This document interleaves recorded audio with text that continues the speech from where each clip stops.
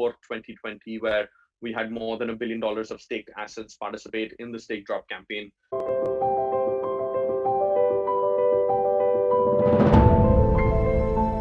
Hello everyone, I'm Alex from Gains. Today I'm joined by Tushar from Persistence. How are you doing, Tushar? I'm doing very well, Alex. Thank you for having me. Yeah, it's a pleasure. You guys have been one of the projects doing very well in this market, and I believe this is because you're very active, aggressive, and you have a lot of very cool products. So please tell us, what are you guys doing at Persistence? First of all, we started in the bear market. So, a lot of projects came about recently in the bull and maybe do not have as strong foundations. So I think that is one thing.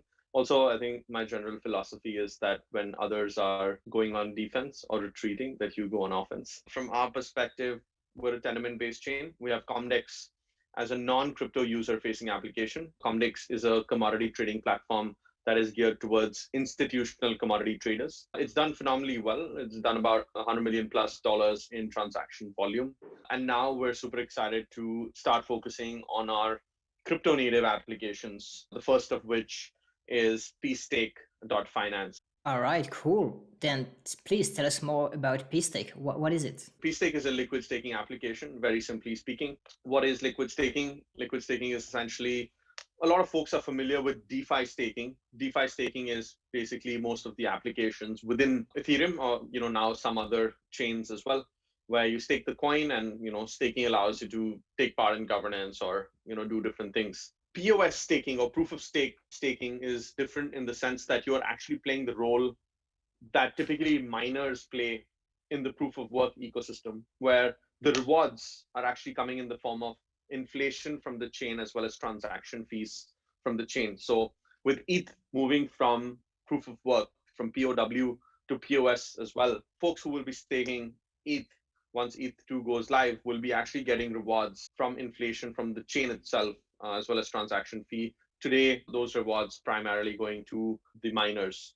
So, that's a quick difference between what DeFi staking and POS staking is. Now, what is the problem within POS staking? The problem is that if you've staked your ETH or if you've staked other POS coins like Atom, like Luna, like Sol, you lose liquidity. Essentially, you've staked your coins, you're earning about 7 to 15% typically, but you can't use these assets for anything else. What pSTAKE allows you to do and what most liquid staking application allow you to do is they issue you a representative coin, which gives you ownership rights to the underlying coin, which is actually staked at the protocol level and that is taking part in consensus.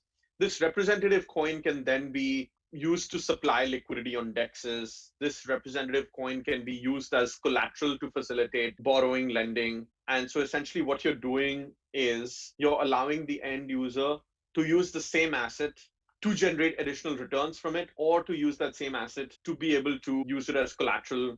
Essentially, you're unlocking liquidity of staked assets. So that's the pSTAKE application. Outside of ETH2, a lot of the current liquid staking applications focus on ETH2 because it's the largest addressable market. We're going to market with Atoms and other tenement-based coins because that's the second largest addressable market after ETH2. What additional yield might someone get with liquid staking? Let's take the example of Atoms in this case. You take Atoms, you stake Atoms through the pSTAKE application. So you're still getting about 10% rewards just from Atoms. What we do is we issue you a P atom, which represents the ownership of the underlying atom. This P atom is an ERC20 based coin that gives you the right to keep earning these staking rewards. But you can take this P atom to Uniswap and supply liquidity to the P atom USDC pool, for example. And then you start earning fees from this P atom USDC pool. What folks can also do is supply liquidity to a DEX and earn transaction fees and liquidity mine on other coins. It incentivizes more people to stake through the pSTAKE application. How that benefits the network is that more and more coins of the underlying network itself start getting staked. So the staking ratio of the underlying network improves, and hence the security of the underlying network improves. So it's a win-win-win. The underlying network is winning because their staking ratio is improving. The end user is winning because their rewards are going much higher than the current rewards that they're making. And we, of course, win because our product is getting more traction. And so do you need your native token XPRT to use this? And more generally, what is the token use case? You don't need the XPRT token to be able to use the application. What the XPRT token is it's more of a work token. What that means is that stakers of XPRT actually receive some of the fees that this application is generating. So the pSTAKE application will be generating at every step in the process of the end user using the pSTAKE application. A small fee is going to be charged. This fee actually ends up going to the XPRT stakers. And so essentially, currently the staking rewards, again, XPRT itself is a POS coin, which is giving about 35% staking rewards at the moment. Once the pSTAKE application goes live, the staking APYs for XPRT itself increases. It's a very similar strategy that Luna takes as well, where when you stake Luna, your fees comes in multiple coins. When you stake XPRT, in this case, once atoms are live on the pSTAKE application, the fees is going to start coming in atoms in addition to XPRT. So essentially, what we're trying to do is ensure that the incentives for all the various stakeholders in our ecosystem, whether that's the end user, whether that's the validators, whether that's the underlying protocol, whether that's the XPRT stakers, whether that's us, is aligned so that the financial activity taking place on anything that we create is distributed across these various stakeholders. Cool. You mentioned the fees. I'm assuming even with the fees, it'll be interesting for stakers to use your product to get additional yield. Do you know how much the fees are? If you have, let's say, 100 million in staked assets, pSTAKE, how much will that generate for you and for stakers of XPRT? Essentially, this is similar to WBTC, where you're moving BTC from the Bitcoin blockchain into the Ethereum chain. And so, whether that's WBTC Cafe or REN BTC Bridge, they all charge 0.35% as a wrapping fee. So we charge a similar 0.35% fees as well. We do take part of the staking rewards. And then we have this mechanism called a redemption pool that will not be live in the V1, but will go live in V2. And so that's going to produce a separate amount of fees. On 15th of June, we're doing like an alpha launch, which is more like a bug bounty launch. So it's not with real money, not with real assets. We're going to keep running this competition for 10 days, collect all the feedback. From 1st of July. We're going to run a staking competition, which is going to give us for another 10 days, which is going to give us even more feedback. In the meantime, we'll have some of the security audit reports come back from our auditors. And then we're going to have product launch with actual financial assets at stake. So high level, this is how we're thinking about it. We've been kind of hustling and building this for a while, and now super excited to finally launch this to the market and see how the community and the end users react to what we've been building.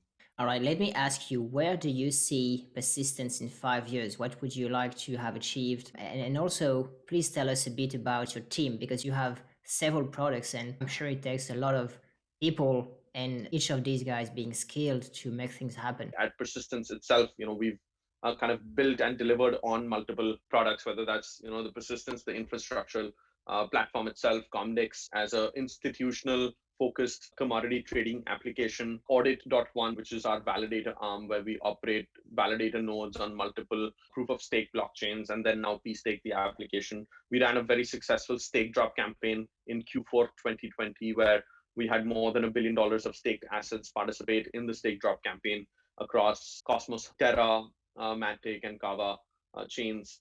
So again, from our perspective, very difficult to say where we're going to be 5 years from now. One thing I can assure the audience is that we're going to be around and, always continuing to run experiments, always continuing to build products.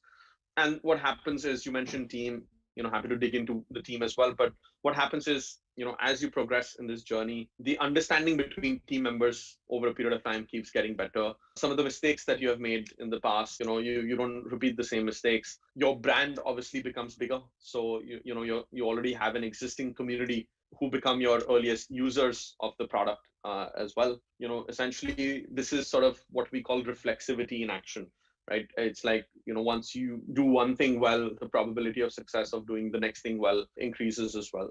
As for the team, so we have 30 plus team members right now. That's across backend developers, front-end developers, blockchain developers, DevOps, designers, researchers, and then on the business side, community, BD, growth, marketing, operations, finance, compliance. We have horizontal business teams, which means that all the business team works across the multiple products.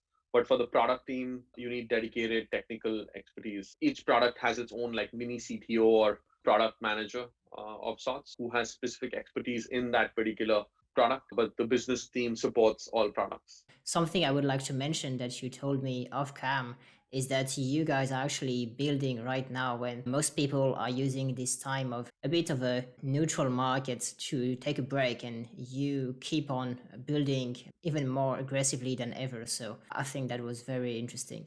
Is there anything else you'd like to share, say about persistence, your plans, or pSTAKE? From a community perspective, would be great for everyone to go to alpha.pstake.finance and follow all the instructions. We've put out a blog post and things like that in terms of what the instructions are. There's, I think, about $25,000 of bug bounty rewards to be earned. And so we'd love to onboard like the first 100 to 1,000, early supporters and early users for the pSTAKE product.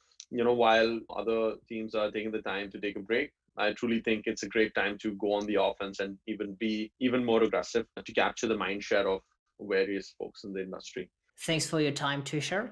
All the links will be in the description if you guys want to take a look. I think it's a very interesting project with smart and hardworking people. So I'm really looking forward to the future with you. Subscribe if you haven't already. Write a comment to share your thoughts, ask any question, and see you for more awesome interviews. Thanks. Thank you, Alex.